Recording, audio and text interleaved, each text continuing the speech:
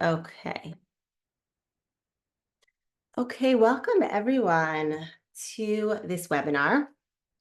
So first of all, before we start, I want to really um, take this opportunity to and really dedicate this as a gratitude to Hashem for the miracle that we experienced last night. I'm sure everyone obviously heard.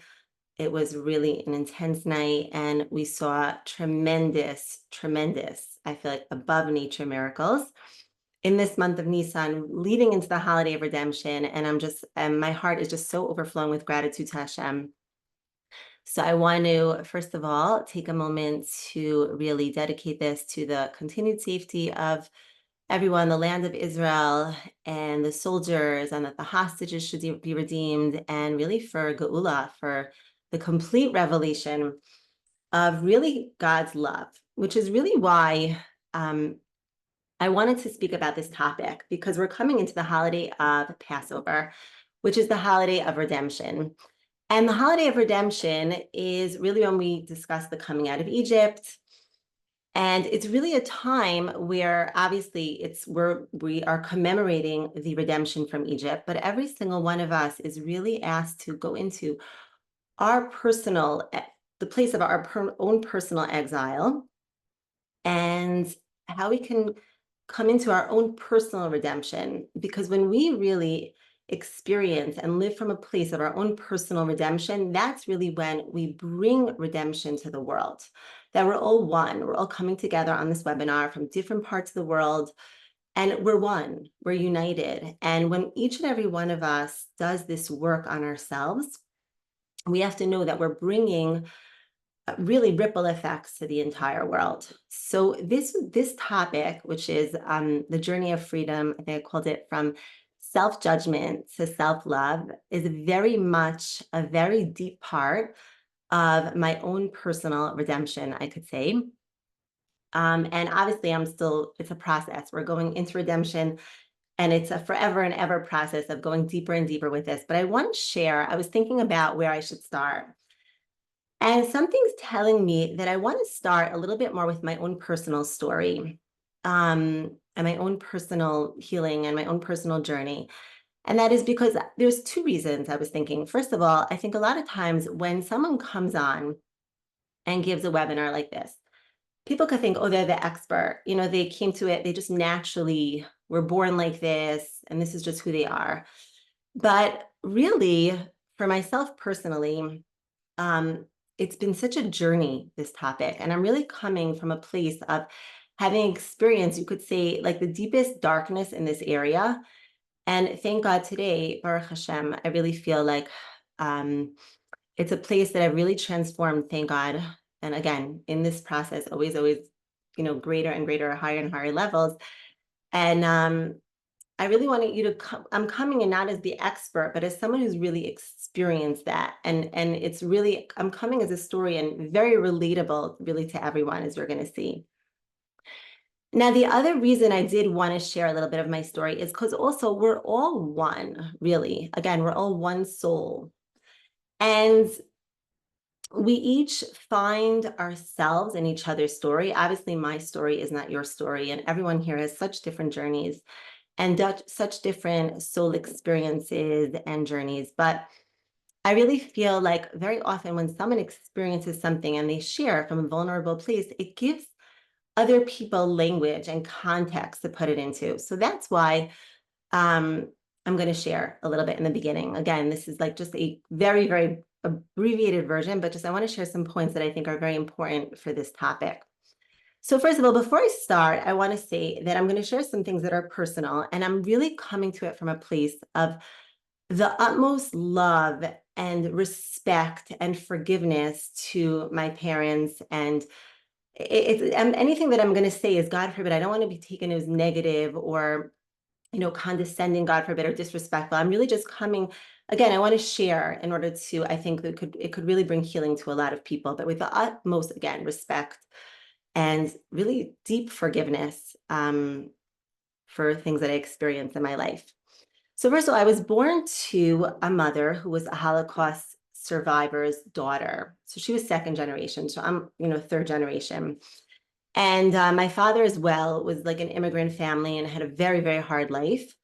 But from a very, very young age, I felt like the effects of the Holocaust, like living in that environment was a very much a part of who I am and my story. And I remember even my bubby, my grandmother, she lived with us. And I can remember from a very young age, she lived in my room for some time, and I would hear her in the middle of the night wake up and screaming, just shrieking in the middle of the night. And there were times where she would just be packing up her bags and saying, putting things in garbage bags and saying, they're coming, Hitler's coming. And as a little kid, again, I didn't know how to process that. And my parents themselves were going through so much as survivors themselves. My mother went to work at the age of 12 to support her family. But what I can see now and I look at now is that my nervous system was wired with adrenaline, with fight or flight, with sympathetic nervous system response. I didn't know that then, but my whole life I felt very much like I couldn't breathe and tight and very uncomfortable in my body. Now, one of my earliest memories, and something that I probably did for many countless Sundays in my childhood, I would go to my bubby and also my mother's brother. Whole another story was in a mental hospital from again effects of the Holocaust, and I would go visit on Sundays. And I remember going there as a very young child and feeling like I had a mission, like I was going to go there and I was there to make people happy and to smile at people. And even though obviously I felt scared and it was a very scary place for me, but I really felt in a very deep way that Hashem was with me and God was with me. And I was on this very unique mission to make these very broken souls happy and to bring light to such a dark place. So again, like another just big story, I think that stands out in my mind, a big part of my life was that at the age of about 10 or 11, I had a very close friend. We were actually taking a bath together in my home. And my mother discovered a lump on her back, and it happened to have been a malignant tumor. At the age of, I think, 14, she passed away when I was about 13 or 14 years old. But I spent many years, all those years, which are very formidable years of my life, in and out of hospitals visiting her. And again, like feeling like I'm on this mission to make her happy and to make other, kids that were sick happy. And I wound up in high school even volunteering for Chai Lifeline, Camp Simcha Chai Lifeline, which is an organization that helps people, families that are going through medical crises. And then she passed away. And unfortunately, again, my parents, they were going through so much that they weren't able to support me through that. It was, again, not intentional, but I lived with fear, I remember, and panic in my body. But I shut myself down and held it all in and just felt like, wow, you have a mission to make people happy and to be there for others and to shine light and positivity to people that are in darkness. It was a very big, deep belief. And I really felt like God was with me in that, like Hashem was really with me in that mission. Now, what I do notice now, again, in my journey, in my healing, is that there was a very strong belief that I developed as a very, very young child that I'm in service of others in order to receive love, that I give to others, and I'm always there to bring light to others and positivity to others. And that was for me a way of receiving love in a deep sense. And I was there to, as a very young child, to caretake and be there and listen to others and help others and even fix other people and solve other people's problems. And I was a nurturer, which is a very big part of a very strong belief that I realize now that I had about myself. Then I went, through high school, and I went to college. I went to Israel for the year, and I came back and looking for a career.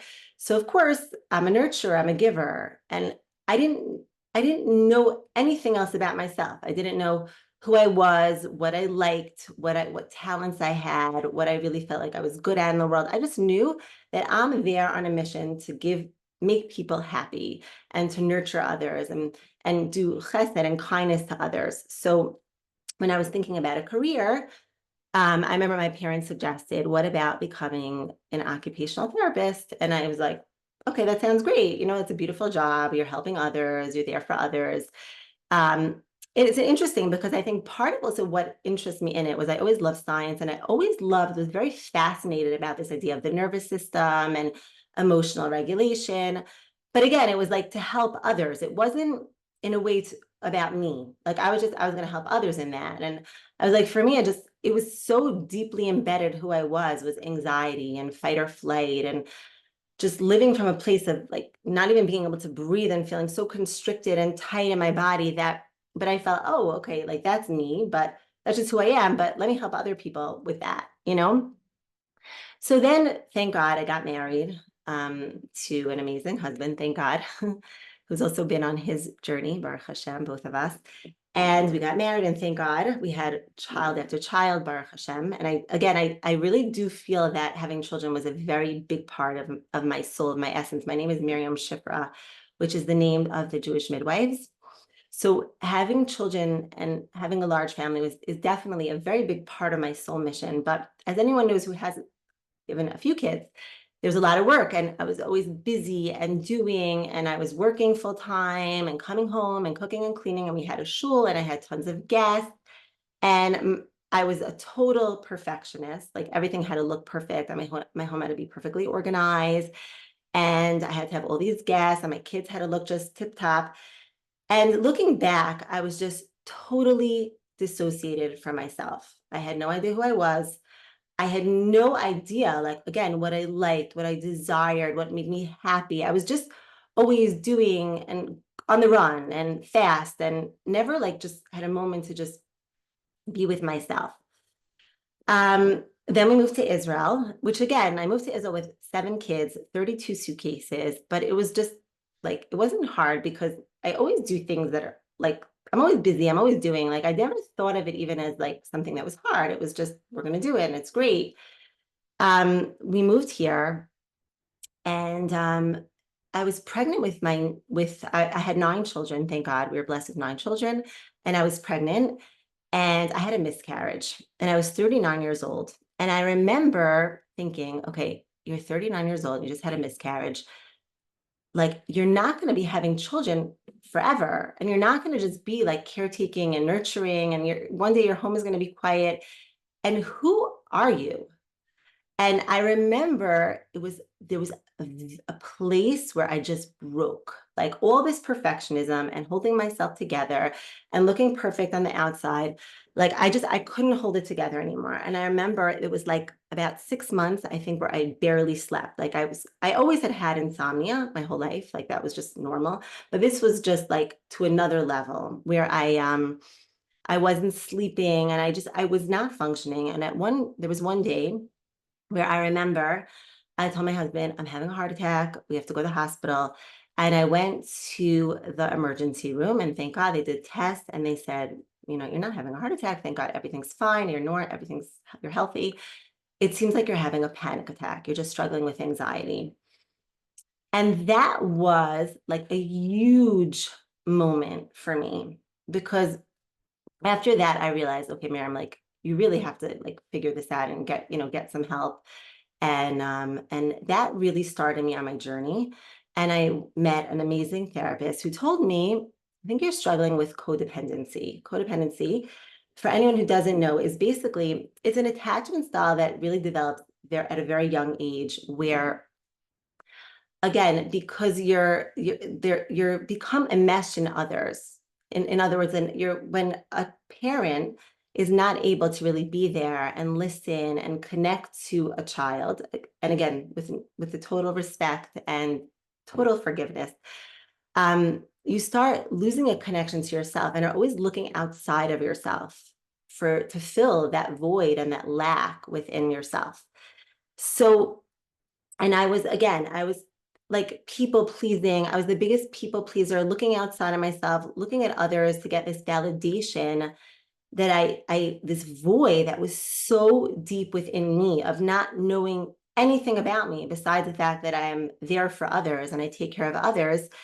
And that was really when this journey started. And then I remember going to a therapist and reading like all sorts of self-help books to try to help myself. Like I'm a big learner. I was always in my head, really looking back and understanding it. It was really codependency a lot of times is like an addiction to your mind. Like I was just always in my head, overthinking, trying to figure things out, to control things, to make myself feel safe in the world. But I started reading these self-help books and I read a book called Codependency No More. And I remember starting to feel like I wanted to share my voice. Now, I was so disconnected from myself and had been shut down, my needs, my desires, my wants, that even my voice itself was not even audible. Like it was always raspy. I couldn't speak. I couldn't project my voice. But I really had this desire in my soul. I'm like, I want to share. Like there's something in me, a burning desire to share and to teach. So I reached out to a woman. She was living in Sfat for a number of years. She had just moved at that point to a different area in Israel, but her name is Miriam Arman. She's a world-renowned voice teacher. And I went to her and I said, like, I want to come to you, but not to sing. I want to come to you just to learn how to speak, how to use my voice.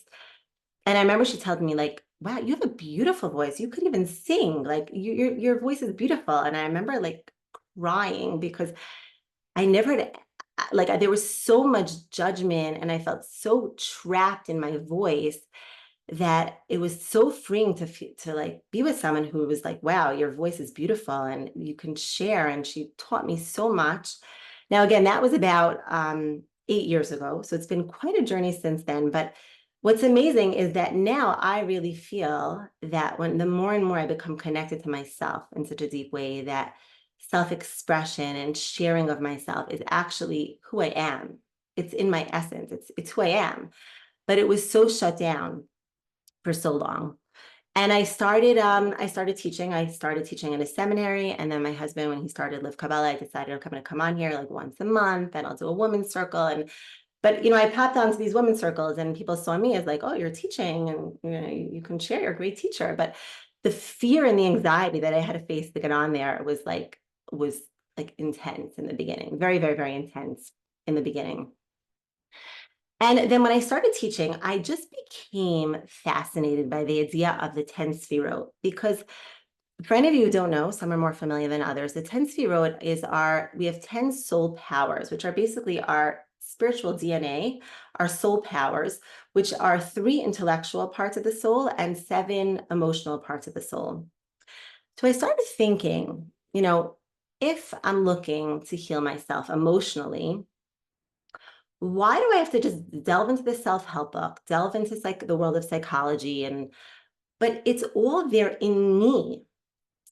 It's all there. This is my soul. Our soul is our emotions, right? We think of our soul as like a part of us, or like a little, egg in my throat or a little part of my chest. But our soul is our entire life force energy, our emotional being, our emotional self.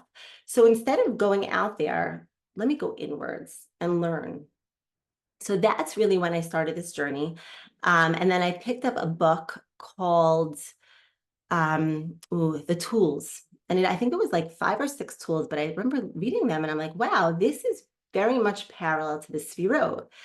So again, that was just opened up a whole world for me.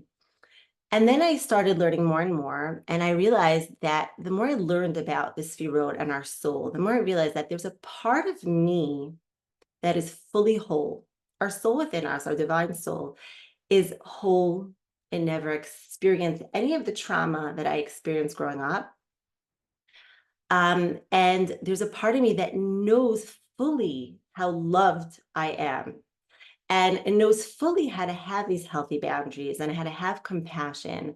So I was like, instead of going outward, this is an opportunity to go inward. And it's all there. The answers are all within us, within me.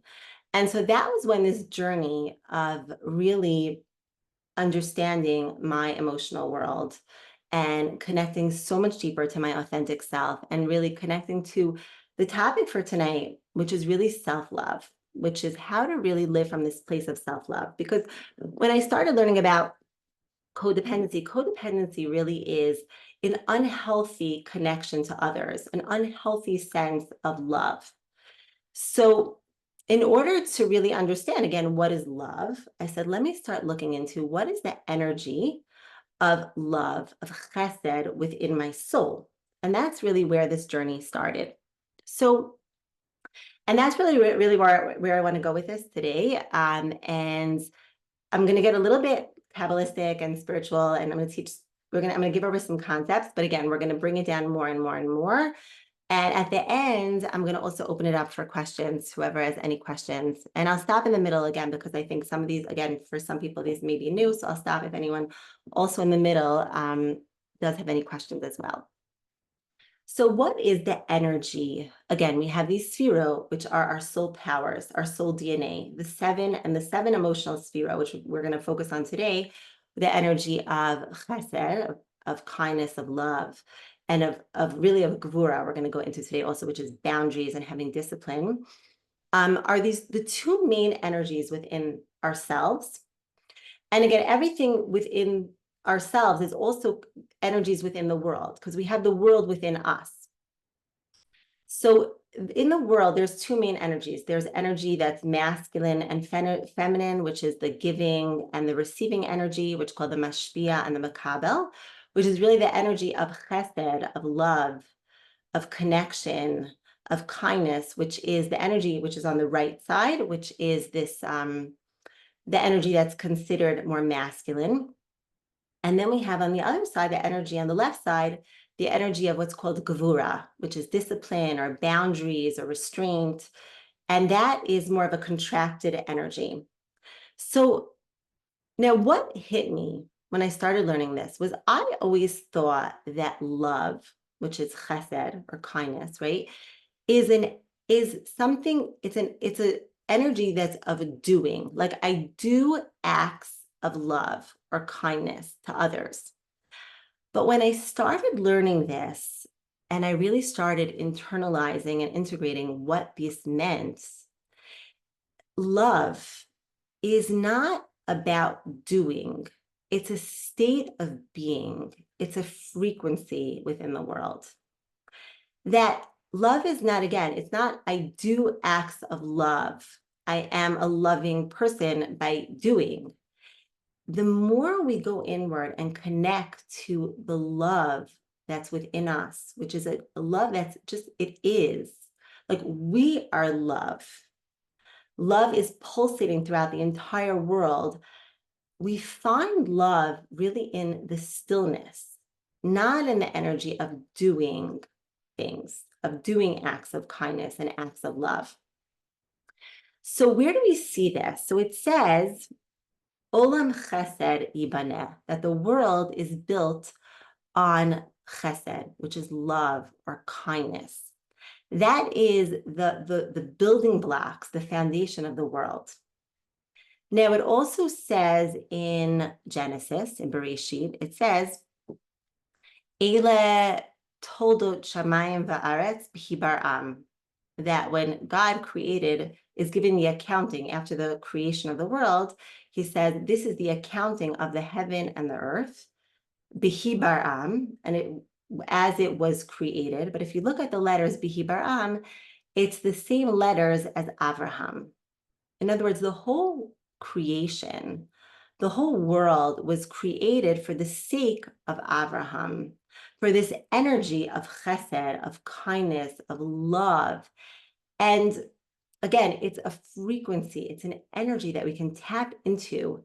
And it's not something that was back then, like God created the world with love and chesed and love, but it's an energy, it says that the world is constantly being recreated at every single moment with these energy of the creation of the world.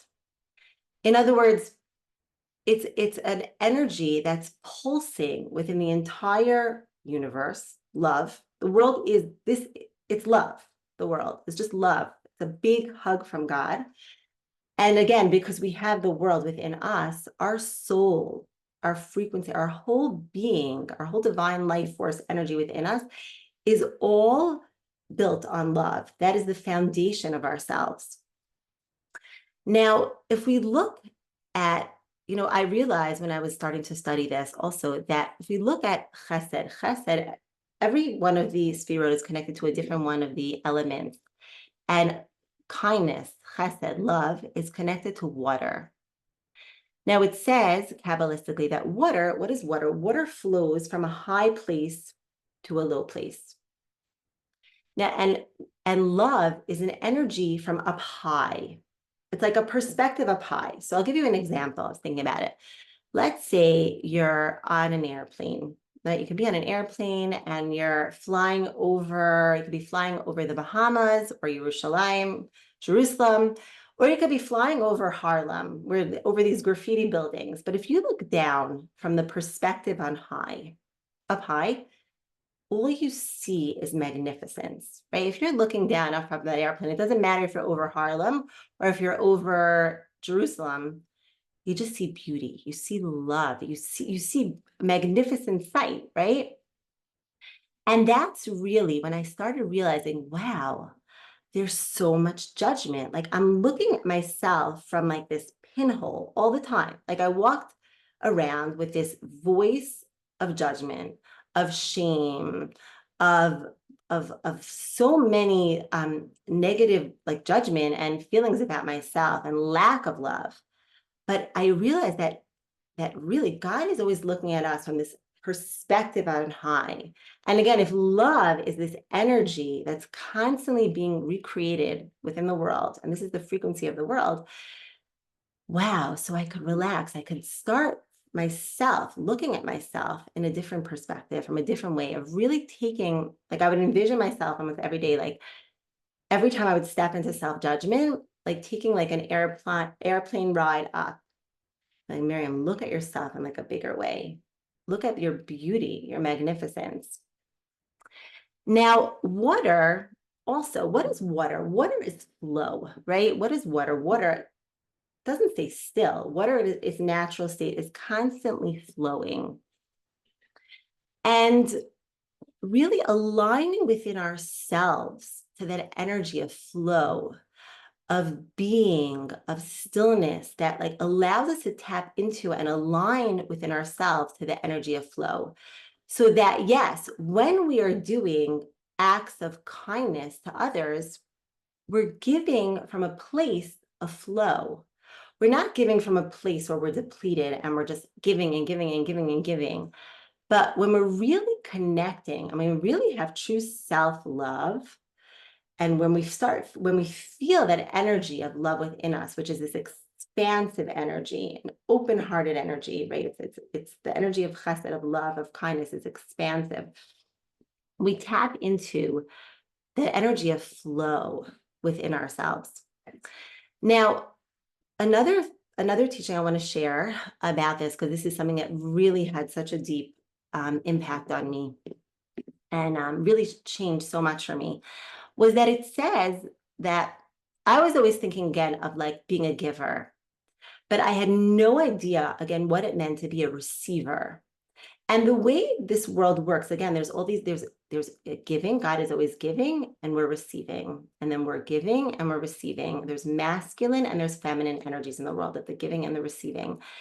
And in order to really step into our kingship, our magnificence, our royalty, we can look at King David says about himself. Now, King David is the chariot in this world, the embodiment of what's called malchut. Malchut literally means kingship, or it's also the energy of, it says, the time of Mashiach, the time of the redemption. Now, King David, he says about himself, he says, I'm a kosi rivaya. Kosi rivaya literally means a cup that's overflowing. Now, what does that really mean? Okay, so I have a cup right in front of me. I have this teacup. So when we have a cup that's overflowing, what does that really mean? That the cup is filled up all the way to the top. And then what happens? It's when you fill it up so much to the top, everything that's left over is just going to flow out. So it hit me that I was giving from a place of depletion. I was always giving and doing and helping others and caretaking and making meals and going and doing and doing and doing. But I was doing from a place where my cup was empty. So what happens when we give from a place where our cup is empty? Everyone around us, like, they're getting what's coming out of the cup. So they're not getting an abundant us, a full us, like a deeply authentic version of us that they're just feeling because it's coming from an energy of fullness. Everyone around me was getting a very depleted version of me. And I realized the importance of self-love, what is really self-love, when we fill ourselves up to the extent that we're just flowing out to others. It's not like I'm doing an act of kindness, I'm giving to others. That we have to fill ourselves up, feel loving about ourselves and worthy to fill ourselves up every single day to do things, to do acts that fill ourselves up so that everyone around us is just, they're getting that overflow, they're getting that energy. So when we give from that place, we're really able to make an impact on others because they're getting our a full, authentic, full version of us that's just overflowing with love. And then other people experience the love within it. But when I started also thinking about this, it's like, in order to have this cup overflow, right? If there's holes in the cup and this vessel is not whole, what's going to happen? I may be filling it up with water and water and water, but if it's coming out of all the holes in the cup, it's not going to fill up, right? It's never going to overflow. So I think the first thing I started realizing is it's so important for the first time when I started doing this work, and thank God I met some amazing somatic healer, of being in the body. I think the first step in this process of self-love is to make sure that our vessels, our bodies are whole and our bodies are regulated, that our nervous system is regulated, and to really learn how to be present for ourselves on a very physical level, on a very body level. And that's something that is very different for everyone. Like, there's so many techniques out there to regulate the nervous system. There's breath, which I happen to connect to over the years more and more. Grounding, like putting your feet on the ground and laying on the ground, is another thing I think is amazing. Being out in nature, there's cold water. There's so many ways. But it's really, again, very deeply, authentically connecting to yourself and taking time to slow down and really find out, wow, like, what works for me? What feels good to me? What fills up my body? What regulates my nervous system? What makes me feel full so that I'm giving to others from this place? Now, another thing I also want to share about this topic that I really am very passionate, and it's something that it's come to me more and more and more recently, is that, it's very big out there in the world, this idea of self-care, of like doing acts of self-care and like making a schedule. Like, I've seen this a lot, people talk about making a schedule of finding things to do every week that are self-care. But, I started realizing for myself that when you're coming from a place that you're really deeply, authentically connecting to yourself, it's not about like making a schedule. So this day I do this, and I go exercising one day, and I go talk, out with a friend another day, maybe for a manicure another day, whatever it may be for another person. But what happens is it's really about connecting to it from a place of being. Because very often people do acts of self-care. So their whole day, they feel chaos. Their nervous system is completely dysregulated. And then they go to the gym in the morning, and then they feel well regulated and they feel good.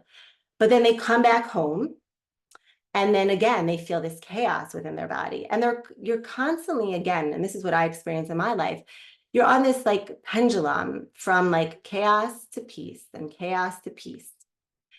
But what I'm really learning more and more, and it's something that I'm really integrating now, is that, again, self-care is something that it's a state of being. Again, it's an energy that we're connecting to. So you could be washing the dishes, or you could just be, walk into your house and take a deep breath, or like, you're in you're home and it's like a chaotic hour and there's a lot of dinner and kids or whatever it may be, or noise, and you can just like you could just pick up like a bottle of essential oils and smell them. Or it's like to constantly being in a place where you're very attuned to yourself, to the needs of your body, to like what's going on in your nervous system, that it's not like you're running and doing self-care and coming back and being dysregulated and running and doing it. And because then we're just again in this act, we're doing, but we're not being love. We're not just living from that place of love, of actually just being. And again, I think it's so important, again, this idea of the body, because again, so much of exile, what I realize, is in the mind. I mean, I specifically was very much someone like overthinker and almost addicted to my mind. But really, really, how do we get out of the space of the mind? Because the mind, again, is an amazing tool, but it could take us so much like living in the past or projecting into the future. But when we're in the body, that's when we connect to the now, the present, what's available for us right here and right now. And that's why it says that when Mashiach comes, we're coming right to the holiday of redemption, right? When Mashiach comes, we're going to be living from a place of atzmut. Atzmut literally means in Hebrew, it comes from the root word etzem, our bones, that all our sinews, our entire being is going to be connected to God, is going to know God. And we can really connect to ourselves and our essence from our bodies, from aligning to our bodies, from regulating our nervous systems, being present to what's happening within our bodies, because our bodies are actually giving us more information about our soul than about ourselves and what's going on inside than our actual soul. It all comes down to really the body. So slowing down and stillness is something that I so learned is really what is self-care. Now, when we're in that place really of self-love and connection to ourselves and being in our bodies and stillness and presence and being energy, then we can really show up to others in a loving way. It says, "V'ahavta l'reacha kamocha," zeh klal gadol b'Torah, that loving another person like we love ourselves is the main klal, the main law, really, or the main ruling of the Torah, right?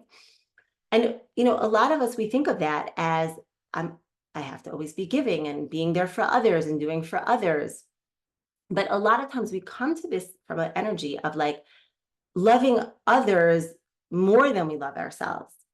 But when we look at it, it says, "V'ahavta l'reacha kamocha." We look at that verse, it says, love another person like you love yourself. So in other words, if we don't really love ourselves, we can't show up for others in a loving way. It's just not possible. And I know for myself, I've really seen in my journey so much now that even though now, like, in this process, like I had to take a big break with like having guests. There were 6 months that I said, you know what, I'm not going to have any guests in my homes. And I stopped doing a lot of things that I used to be doing. And I really, really slowed down. So I said no a lot more. But what I really noticed in this process is everyone got so much more of me. And even though maybe the quantity of my giving was less, but it was really about it's about the quality of our giving. When we're giving from a full place where we really love ourselves, where we're nurturing ourselves, then other people feel that. It's like when we really feel love inside, and when we can look at another person and we can not even say so much, but they feel the love, and they themselves feel loved, and we bring out that love in other people. And that's really what I learned, like less really is more. So, and there's again, I have so much to say on this topic, but yeah, that's a big thing that I learned. And I really also think, like we live in the world of this information age where there's so much out there. There's so many parenting courses about how to be an amazing parent, and so many different techniques, and shalom bayis relationship courses with so many different tools out there. But what I really learned is that, and because I'm a big learner, so I was always studying and learning and trying this technique and doing this with my kids and this with different relationships. And but what I really, really, really learned, I really feel, is that it's not necessarily about the tools and the techniques, but when we really come from a place of real love, and when we slow down and we're really present to ourselves, then people they receive the love, and automatically your kids, like, they feel the love. And when you have to make a boundary with a child, they feel that it's coming from a loving place. But if you're not living it inside, you could have every tool in the book, and trust me, I try them all, every tool in the book and every relationship technique and approach, but it just doesn't work. And that was me. I lived for years in the book and trying this technique and this technique and that technique. And all of a sudden, when I just started really owning my self-love and really loving myself, automatically, like, so many of the techniques I didn't even have to use anymore, because I was just deeply connecting from a deep place within myself and a real authentic place within myself. And everyone was feeling that, like feeling the love overflowing into them. Okay, so I want to start into a different section. Does anyone have any questions before we start? Because, like, some of these concepts may be new for people. Does anyone just want to stop and pause for any questions first?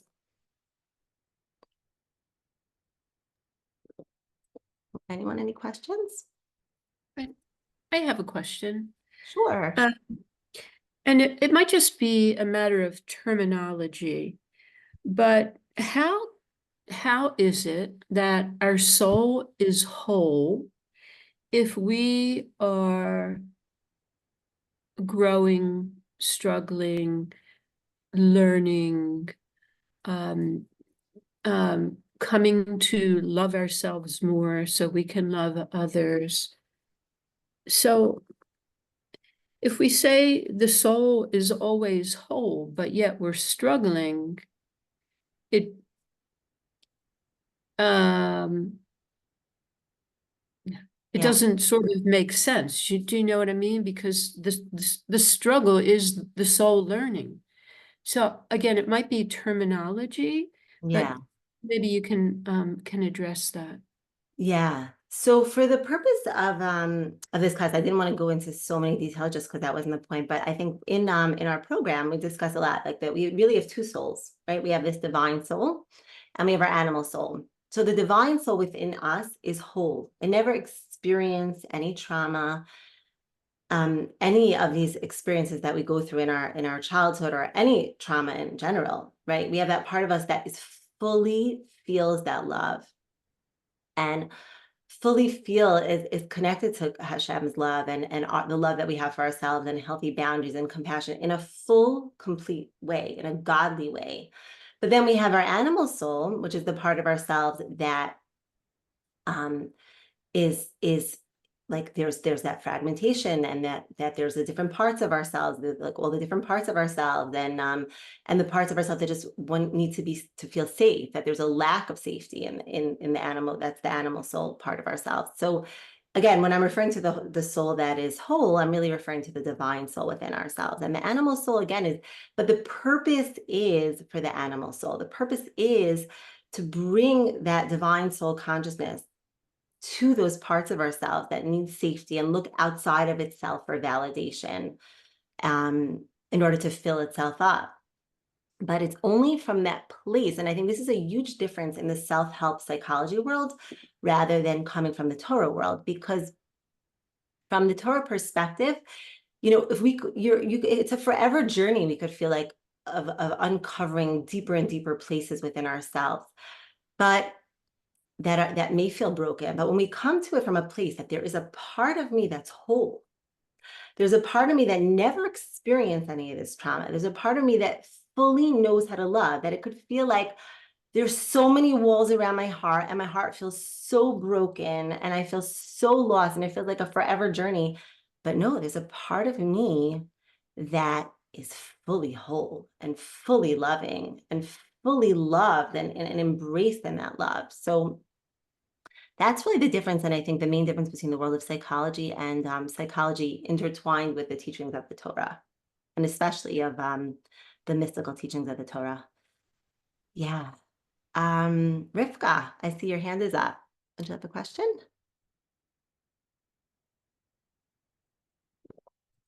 Rivka Sanders, do you want to? Yeah. Great. Hi, Rivka. Okay. Hello. Shavua Tov. Hi, Um, Shabbat.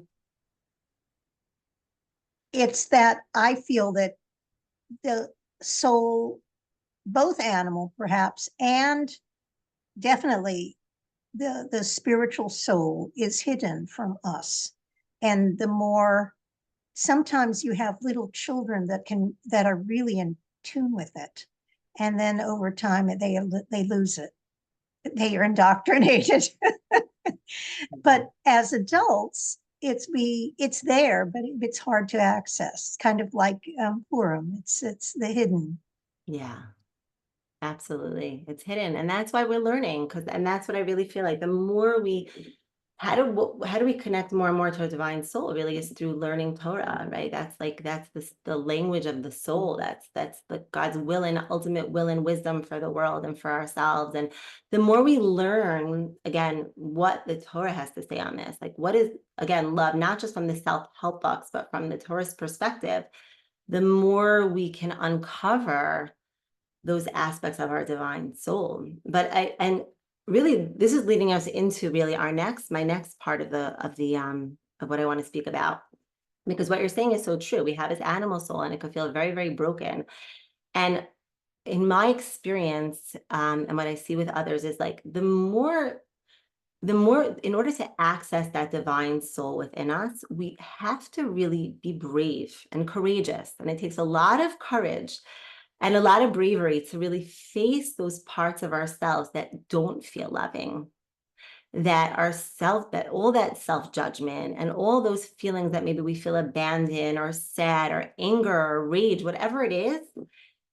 A very big part of self-love, and this is what I want to get into the next part, is to really face those parts of ourselves and really uncover those parts of ourselves, because there's, again, our core, our essence is love, right? But there's so many layers over our heart.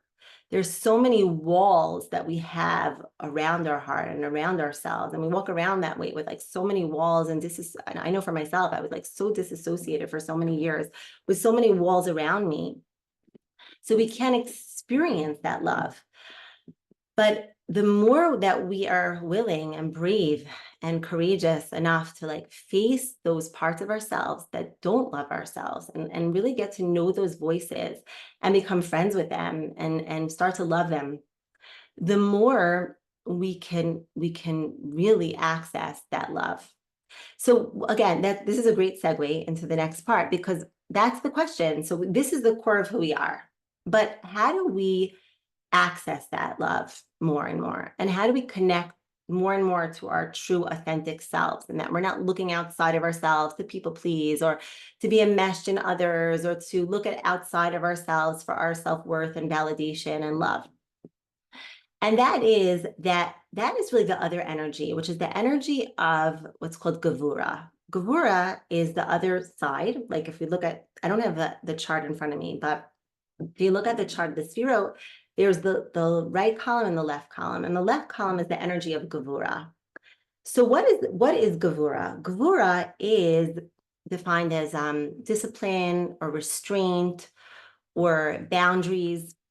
And it's an energy that's contracted or inward. It's an inward energy. Whereas, again, we said chesed or love or kindness is an expansive energy. It's a connecting energy. Gevura is this inward energy.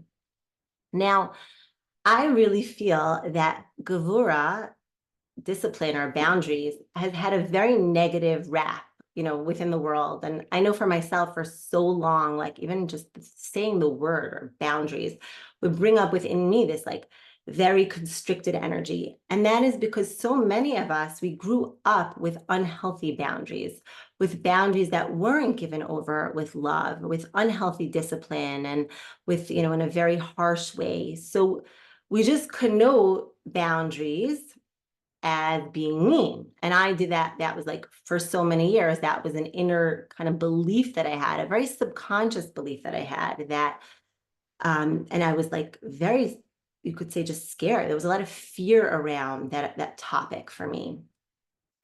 But again, the more, in order to access, like what we're saying, this self-love, this core love of the world, of the universe that's pulsating through the universe, this frequency, we have to again be going very deeply within ourselves, because it's not about looking outside of ourselves and looking at others to fill that void. It's really going so deep within ourselves. And that's where we have to really take this energy of gevura, of boundaries, of discipline, of going inward, of like this energy of like really looking inward.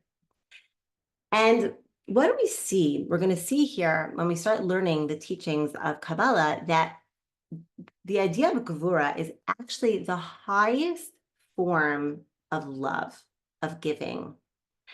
And where do we see this? So each one of these 10 sefirot have a different one of the 7 shepherds. So we said Abraham is connected to chesed, of kindness, of love.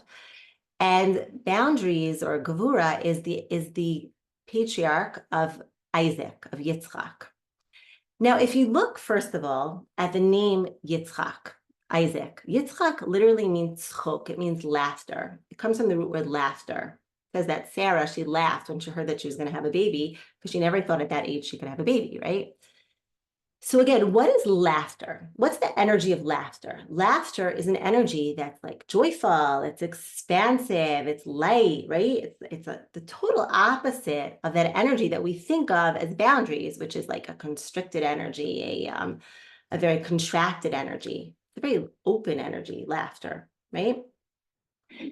Now, another thing is that the numerology of Yitzchak, of Isaac, is the same numerology as Arbeh, which means to expand or to multiply.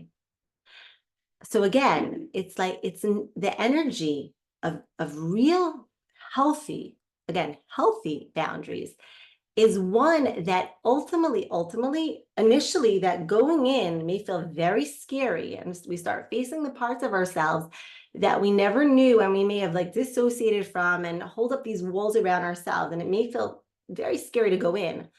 But ultimately, when we do that, and when we face it, and we face that gevura, the fear of that, we come to this expansiveness within ourselves, because we really get to know ourselves.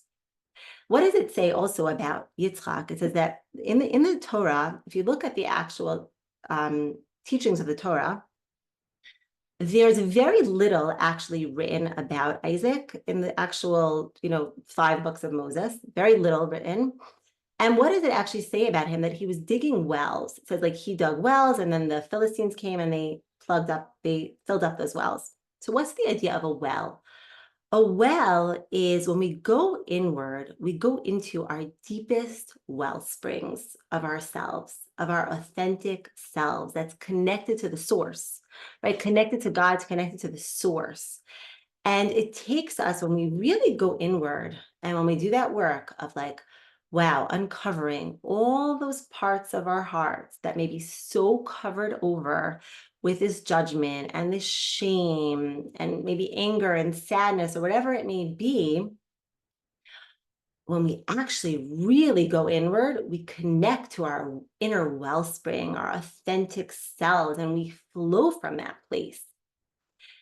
And that's where, like, without that energy of gevura, of healthy boundaries, of really learning, okay, like, yeah, I want to, like, I maybe for so many years was giving to others and being there for others, but I need to go inward. I need to say no. I need to know how to like put up healthy boundaries, to know like where I can give, where it's not possible, and I have to then fill myself up in order to give.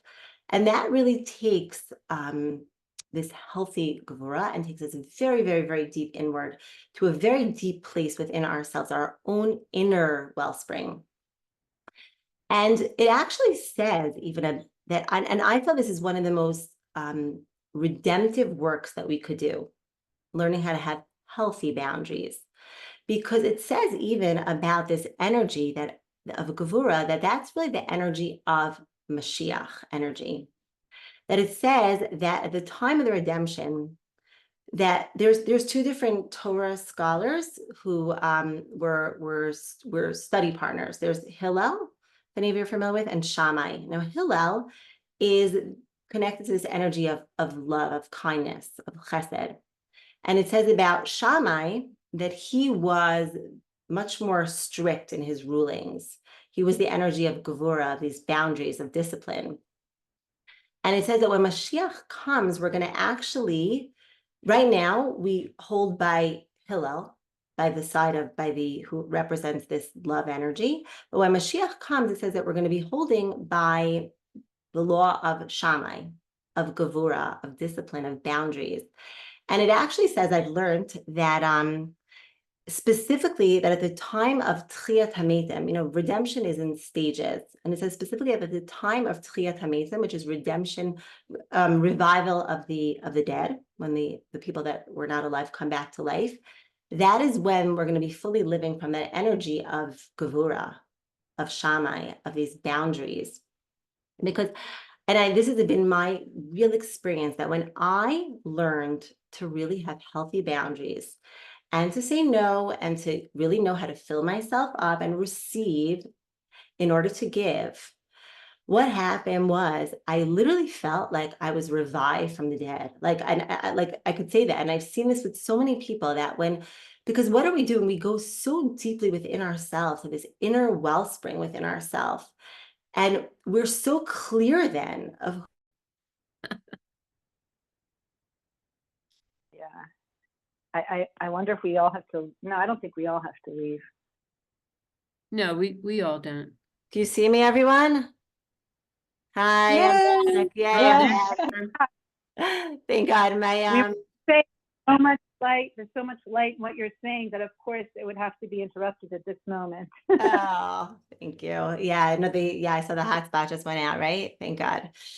Yeah, Baruch Hashem. Okay, good. So thank God we're back. So what was I saying? Oh, I was saying about this idea of like the energy of Gevura is this time of the revival of the dead, because we're living from a place that we're just like so numb and disconnected from ourselves and walking around like I felt that like I was just like a robot. I was just doing and doing and doing, and there was no me. I wasn't alive. Like I was just like I was living in my head and like just thinking all the time, and I wasn't literally I wasn't in my body because I was so disconnected to myself.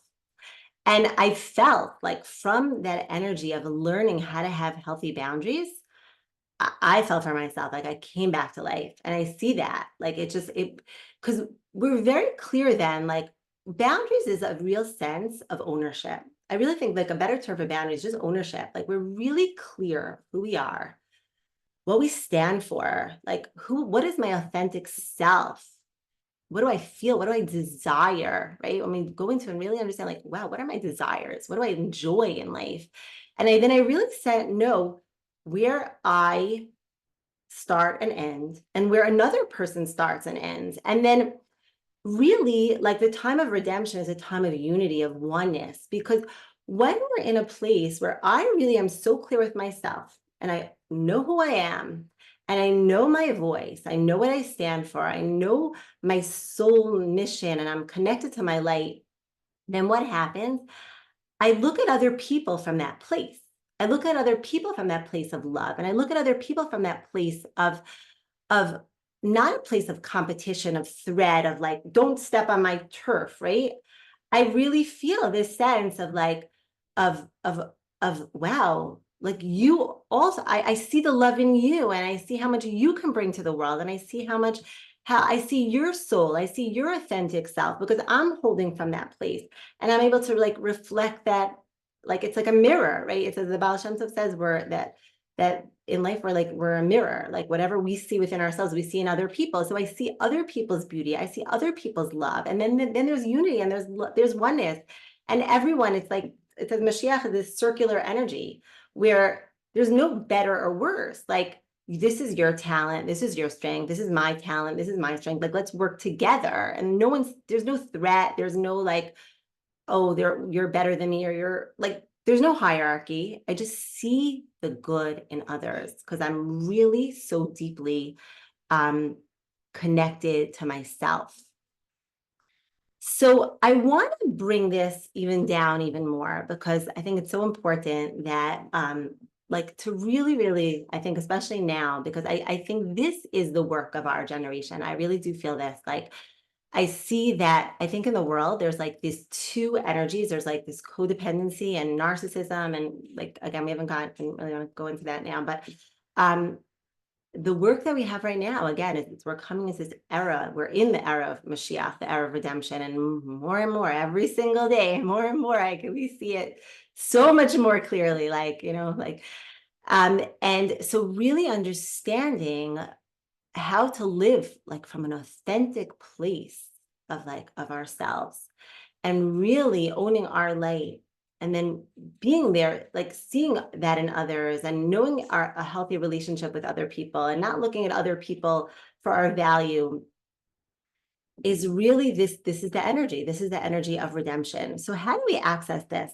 more and more? So first of all, what I said before started with, and I want to again bring this practical, is that the first step is to really be present in our body, to really work with our nervous system. Because again, so many of us who've experienced even just subtle trauma, and especially the world that we live in, I think being in a world of like social media and listening to the news, our nervous system is so wired. We're so dysregulated. There's so much adrenaline and cortisol running through our systems. And again, in order to make ourselves a receiver, a vessel, to receive love, to receive God's love, which is pulsating throughout the world, throughout the universe. This is the energy. We have to be grounded in our body. So I think it's a very important thing that I want to leave everyone with, is to figure out for yourself. Again, there's so many ways to ground and to be in our body and to regulate our nervous system, to figure out what it is for you, and to really do things every single day that bring you to this stillness, to this being energy. And once we feel really grounded in our body, right, then another exercise that I would love to do with everyone now is, and let's do, like, maybe we'll just do this together now. So first of all, I want everyone to put their one hand on your heart and one hand on your stomach. And let's just take some deep breaths in through our nose and out through our mouth.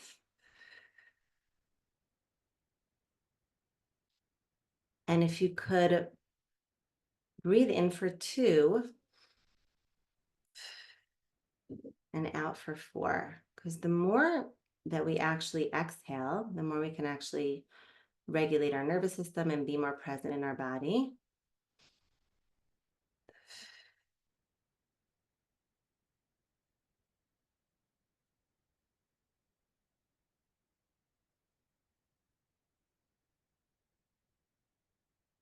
And just feel yourself, feel your feet on the floor,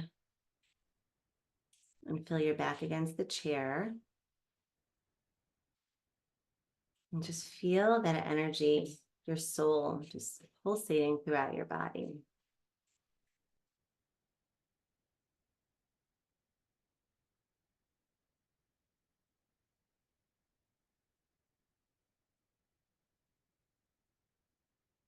And I want you to just start noticing any place in your body where you may feel some tightness,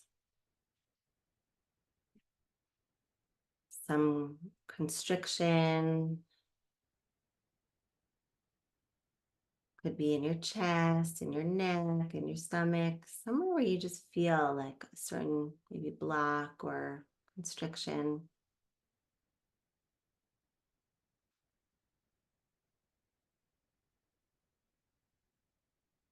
And I want you to ask yourself, like, what is it that you're feeling? Try to put some words to it.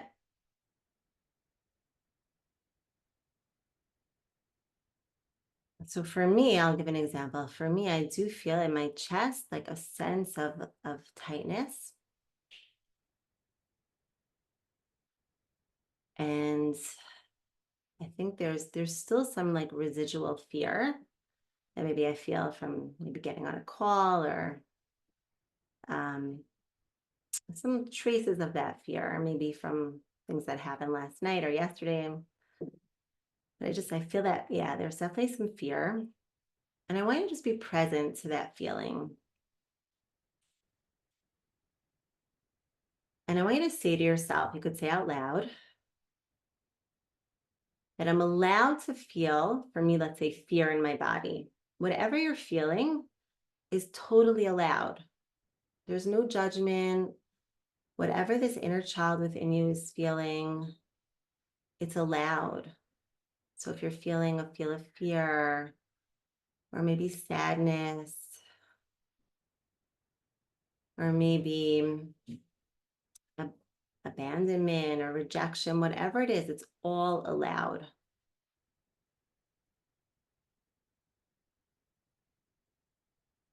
So just say again, you're allowed to feel whatever that is in your body.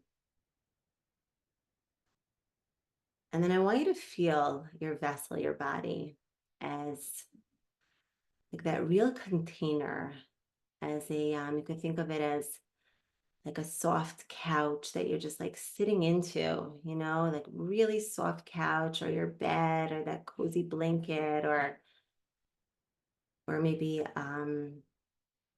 just like light or love, whatever it is. But I want you to feel Hashem in whatever you're feeling. Just feel Hashem as that enwrapping you.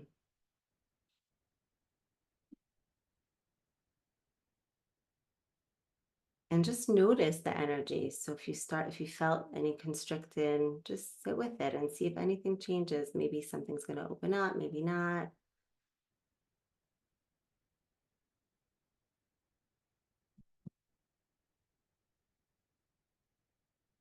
But it's all allowed. Whatever's coming up, whatever feelings are coming up, it's all allowed. And again, Hashem is holding you. Hashem is like that yummy couch or that yummy blanket that you're just enwrapped in. And it's really holding you and supporting you and loving you.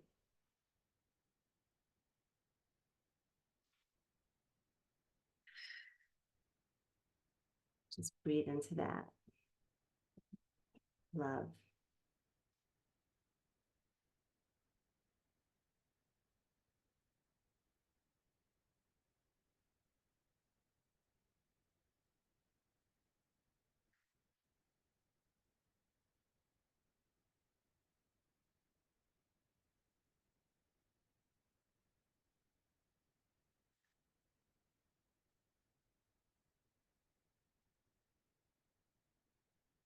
Whenever you feel, if you could want to open your eyes. Yeah. So this is an exercise that I've really been doing, because I think that so many times, that's what I want to share, that, we feel like we're trying to access deeper and deeper places of self-love within us. But again, there's so many parts of ourselves. Like for me, this part of myself that felt like I was in service of others to be loved, or that I need to fix others and caretake for others. And there was so much fear in my body. And when I started saying, wow, like that's just my inner child, and she's allowing it to really be present, by like, you're allowed to feel that in your body. You're allowed to.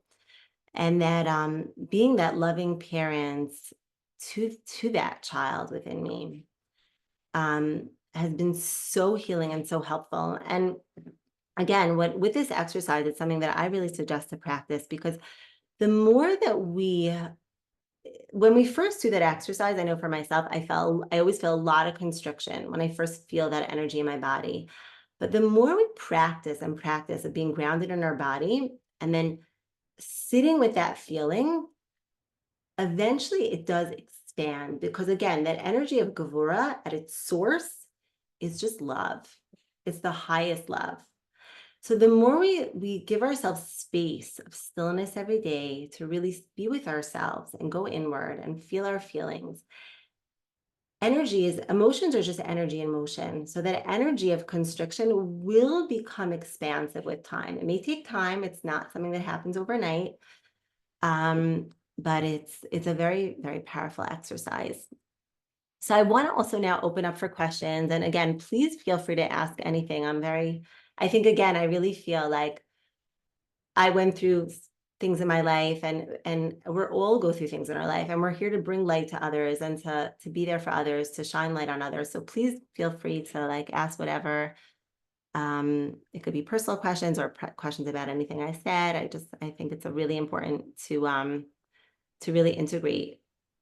And before actually we ask questions, I do want to say that after Passover in Live Kabbalah, we're going to be starting a whole series on the sefirot. Now, this again, as you see, this has been something that's like a deep passion of mine, of really helping others connect to themselves, to their essence, to their authentic selves through the sefirot. It's really been a way for me, a tool, as you see, to really heal and I feel to own my light. And again, our soul, it's our soul essence, it's our soul power. So after Passover, we're going to be starting this course on the sefirot. I did it in the past. And I will say that as I'm growing and expanding in my growth and my consciousness, I do feel like what I'm going to do this year is very different than what I did last year. And also, when I did it last year, I think it was a 9-part series. And I realized this year, I really want to slow down with it because, again, it's really about integrating it and really living with it. And so I'm not sure how long that's going to take. I'll be very honest with you. I'm coming from this place of flow now. So it may take 12 weeks, it may take 14 weeks, it may take 16 weeks. I'm not sure 100% because it's not about for me just getting through the information. I really, really want to take time to go through it to really how we can access healing and our authentic self and our wholeness through the sefirot. So that's going to be happening after Passover. We're going to go into things much, this was obviously just like an hour call, but it's going to be every week. It's on Tuesday night that I teach, 8:30 Israel time. And whoever's on the call, so for the next 24 hours, we're offering a 20% off coupon code that you could put in. It's if you go into livekabbalah.com, it's Becoming a Light Warrior is the name of our program this year. And if you put on in the coupon section, there's a coupon code Light Pass. You could get 20% off for the next 24 hours on this series that's going to be after the holidays on the sefirot. So Miriam, I'm sorry, are we covering the sefirot in the Light Warrior class? Exactly. After Passover, because it's a perfect time, it's Sefirot HaOmer. After Passover, during that time period, we start counting the Omer, which is we count each week a different one of these emotional sefirot. So I really felt like I really wanted to wait till after Passover till we start this series. So my husband's class, again, is going to be on Sunday. That's going to still be happening. And I'm going to be teaching on Tuesday. But after Passover, that's going to be the focus of each week of my class is on the sefirot. Exactly. Yeah. Can I ask a question? Sure. First of all, thank you so much. I really admire you and thank you for that raw truth and honesty. Second, I mean, I know a lot. I have a lot of water in me, so there were many, many things I could relate to, and with the trauma. I heard also at the time, I guess, or maybe the time of Mashiach or after maybe the resurrection, that like right now the soul is higher than the body, but at that time the body is going to be higher. Is that true? Have you heard that? Exactly. The body is going to be revealed that the body comes from a higher source than the soul. We're going to be living from a place where and even now, like our body really knows the truth. Like, for example, let's say in your head or your mind could be like, oh, I'm not scared. But your body is all constricted and your body is in fight or flight and sympathetic nervous system. That's the truth, right? The body tells the truth, So, yeah, like even another point about that, it's so amazing with the body, how we can really heal our nervous system. Cause I know for me, again, I lived for years in this fight or flight mode. And I even, my heart rate was always high. Like I would go to the doctor and the doctor said, you have tachycardia, your heart rate is high. And I just thought, oh, like, and they like, there's nothing wrong with you, that's just your heart rate. And then after I started doing this work, my kids happened to have gotten me an Apple Watch. And I remember my heart rate from going from like over 100 was just, that's just what it was. So just going down Right. to normal range, it was amazing. And because like as my soul was healing, like my body was just, yeah, like was healing. It was amazing. But yeah, that's definitely true. It, my daughter has very, very bad, like the panic disorder and social anxiety, and it's really it's painful for me. But I know my mind lies to me, so it's like dangerous for me going into my head by myself. So I know that feeling of you were saying the body itself has the intuition, and it's my like ego and mind that tells me otherwise. So but thank you so much. Yeah, Thank you. sure. Class. Sure. Anyone else have any other questions? Please feel And free. I like the wall behind you. Beautiful color. Thank you. It's actually a Zoom screen. It's actually one of those. Oh, okay, there you go. It's good. I I like also that. like it, right? That's funny. Looks great. I like it. Thank Thank you. you. Thank you. That's funny.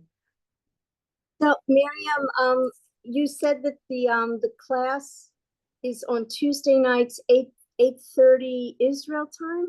Israel time. What, Yeah. So I think so what, that's 1:30 Eastern Standard Time. Is that correct? And I think uh, yeah, or and then is it 11:30 or 10:30 Pacific? Not sure. Does anyone? I know it's 1:30 Eastern Standard. Yeah. okay. Yeah. And you said that the password is, Light. I actually put it in the chat now. It's called Light Pass. okay. Like, And yeah. it's 20% off, and we go into becoming a light warrior in Right. live. Exactly. You go to livekabbalah.com and then you just put it in at the, in the becoming a light warrior, where you would sign into becoming a light warrior, where you enroll there, you could put in a coupon code. There's a place for that. Yeah. Okay, Yeah. okay. And it's a fee just for this class? So, okay, so the way it works, it's like the way the program works is that it's like a monthly fee. So I can't, again, I'm not sure how long it's going to take me to do this. Like last year, again, I did this series on the sefirot in 9 weeks, but I would like to really slow it down this year. So I can say, I'm sorry, because everyone just mute themselves. So I'm not sure if it's going to be like 12 weeks or 14 weeks. I just don't know. I'm like in that place again of like flow, I feel like in my life, honestly. And I feel like even teaching, I feel like I need to teach from that place more of flow. So I'm not sure. I'm just being honest with everyone because I really want to, I think it's really about, again, not just learning from an intellectual way but really how do we live it? How is this relevant to our life? How do we experience it? So, and I really want to make it very practical and a time to ask questions and chew it over. So yeah, I'm not sure exactly how long it's going to take, just being honest. Yeah. Well, I thank you for your honesty today. It was just beautiful and very insightful and helpful, especially as Pesach is coming. And I can't thank you enough. Wow. Thank you. Thank you for being on. I see a question here. What if you paid initially for the flare? Yeah, isn't no. This is part of the Light Warrior program. I'm just saying this is part of it. Yeah, this is whoever's on Live Kabbalah now and is part of the yearly program. This is what we're just going to be doing after Passover. This is what I'm going to be starting because again, it's Sefirot Omer, so it's it makes sense to do it now, but this is just for people that may not be on who want to join. I just feel, as you see, very passionate about this, and thank God I really feel like it brought me so much healing and so connected to myself. And thank God, I want to share it. I really feel like on a mission to share this with others. So I really wanted to like open this up and and share from my heart. So Miriam, I have a question. I'm sorry, is this taking the place of what you have been doing on a Tuesday? So yeah, like up until now, it's kind of been different. Yeah, like there's been a curriculum for Tuesday, and this is just going to be the curriculum that I'm doing after Passover during Sefirot Omer. Yeah. So this is Okay. this is just going to be the topic that I'm going to be covering for the Okay.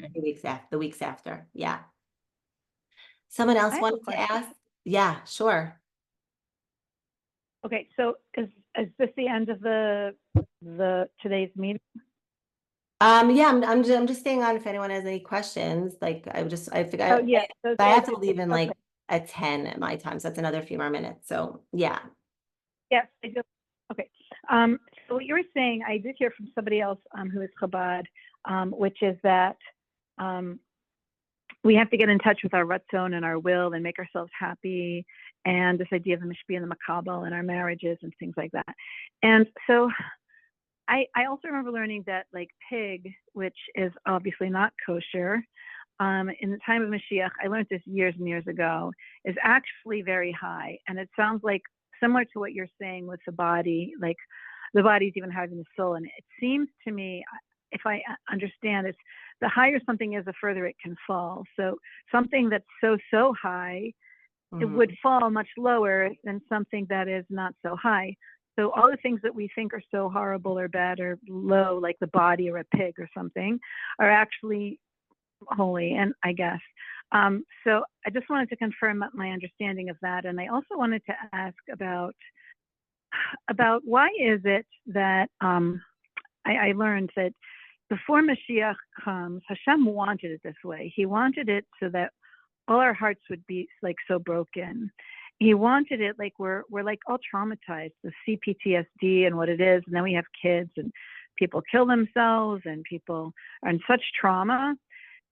And I want to know like why. I know there are sources and I haven't learned them. Why is it? I hypothesize it's because Hashem wants us to turn to Him, like it says in Gemara Sota Mem Tes Amud Beis, that Ein Lanu Ela V'Nisher B'Shamayim. In the days before He comes, Mashiach, we have nothing but Hashem. We see everything. All the idols are being smashed. Everything we thought we could trust we can no longer trust. So is that why this is happening? Because Hashem wants us to turn to Him. He wants us to want Him. He wants us to turn to Him. He wants us to rely on Him. Is that why it's necessary? Like, are there sources to explain this and understand why we have to be so broken now? So, okay, that's an excellent question. So just to understand, you're saying, why is it now that you feel like we're like, so, yeah, that like the world is coming out that everyone's so broken? Like, why is it that this became like the big, like, because I don't really feel that everyone's just broken now. I think that there's just so much more awareness that we're coming, the way I see it is that we're coming closer and closer to redemption of the world, which is the world is going to be fully healed. So just like when something is coming up to be healed, it's like coming up to the surface. Like everything right now is just coming up to the surface in order to be healed.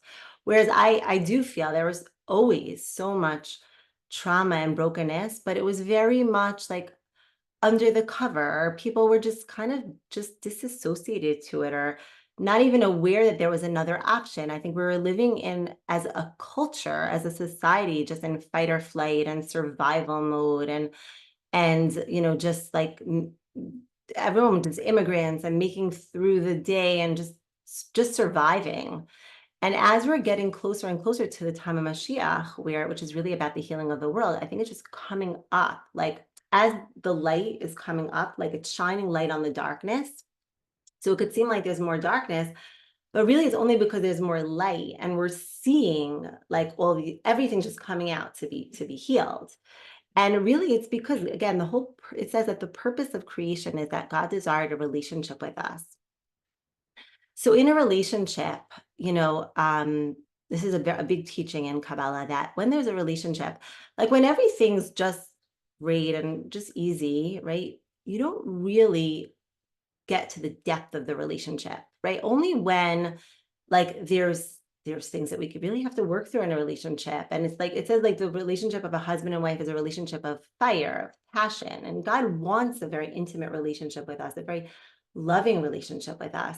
So when there's love and there's passion, there's a lot of like times of closeness, and there's also times of distance, and there's challenges in it. But those, again, it's not about the like, God doesn't want to like hurt us, or just doesn't want it to be like difficult for us, but He wants us to really come face to face in this relationship with Him. And when we really face ourselves and we really get like deeper and deeper connected to our authentic selves, the more we can show up for that relationship, and the more the relationship is fiery and it's passionate and it's intimate, because we're intimately connected to ourselves and we're loving ourselves, and automatically we're like we really connect to God in a very, very deep way. Like, I really feel what happens is, like, in my experience, when you feel the void, like, all of a sudden, when I realize, wow, like, I am so broken, like, I've just been, like, filling myself with, like, so many what people pleasing and other people think of me in order to feel whole within myself. All of a sudden, when you face that void, then it's like, whoa, now I can really fill myself up with God, with my true authentic self, with my soul. And then we really can connect to God and connect to others and be the light, in a much deeper way. So I don't know if that answers your questions, but it may have been a little um long, but does that make sense?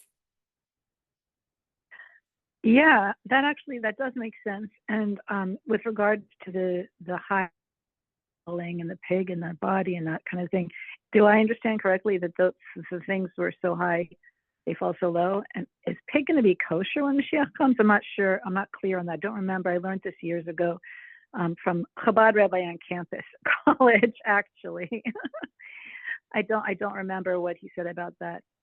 So I've heard that before. I'm honestly, I'm not sure. I don't want to say like that I don't remember a source, or so I don't want to definitely, confirm that or say that. But yeah, that I'm not 100% sure. Yeah, and I Miriam Brunetta, you said to me, and I do want to, like, just, like, what you're saying is so, so true, that when we're broken, we can relate to others, and the vessel breaks to enlarge and get more of his light. And that's so exactly true. Like, as we're coming into closer and closer before Mashiach, where there's so much more light entering into the world, that our vessels are being asked to expand to receive that light. So again, like, when we're in the body and we're, like, expanding ourselves and we're, like, coming closer more and more into ourselves, our vessels, and then this light can just, come in. So yeah, it's so true, Miriam. Thank you for sharing that. Anyone else have one more last comment or question?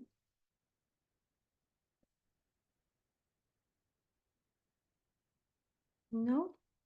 Okay.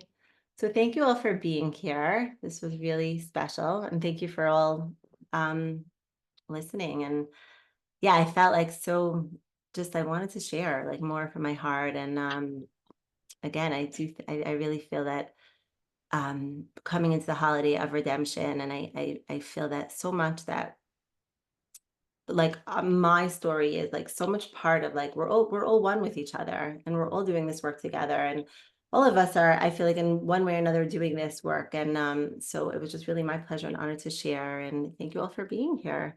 And again, anyone have any other questions more about anything I shared, or about the program, you can reach out via email, info@livekabbalah.com.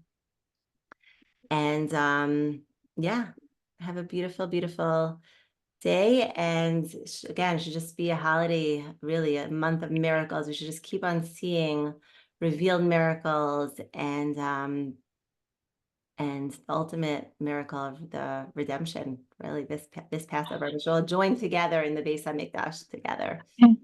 Amen. Amen. Miriam, thank you And so thank you, much. Miriam. Lots of love. Thank you. Thank you all for being Amazing. here. Thank you. Thank you. Thank you. This was so wonderful, Miriam. Thank you so much. Thank you. Thank you all for being here. Thank you. Okay. Thank Bye. you. Chag Kasher v'Sameach. Thank you. Chag Kasher v'Sameach. Bye.